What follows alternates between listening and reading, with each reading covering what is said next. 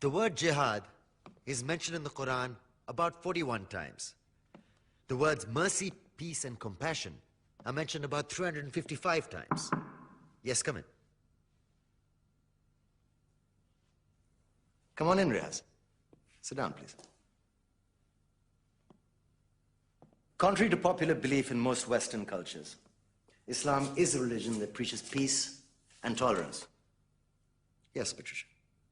If Islam truly is a religion that preaches peace, then how come the world's most troubled spots, the West Bank, Afghanistan, Pakistan, Iraq, they're all plagued with Islamic terrorism? Well, that depends on your definition of terrorism. Some might argue that the U.S. invasions of countries like Iraq and Afghanistan are also acts of terrorism. No, those were acts of war to get rid of despotic regimes. Or a means of getting at a country's oil.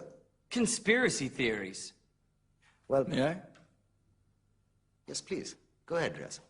Mr. Khan is right. I mean, if we're talking about terrorists, the world's biggest terrorists are the white superpowers. Come on now. No, really, stop and think about it.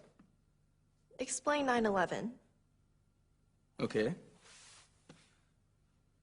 Do you know how many people died in the Twin Towers strike? Around 3,000.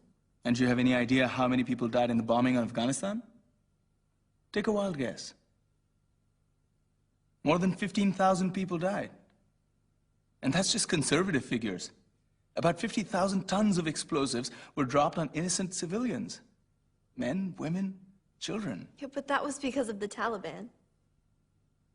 Now that you brought it up, did you know that the Taliban was a creation of the CIA to fight the Russians? Whatever. They were still harboring terrorists. Yeah, right. Terrorists that were never found. Just like the weapons of mass destruction that were never found in Iraq. Do you want to get into the death toll in Iraq?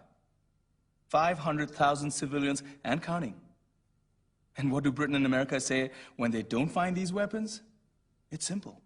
They just say sorry. And still refuse to relinquish control of these countries. What are you trying to say? What I'm trying to say is that just because you're American, wear a fancy suit, and call yourself the president, doesn't make you any less of a terrorist.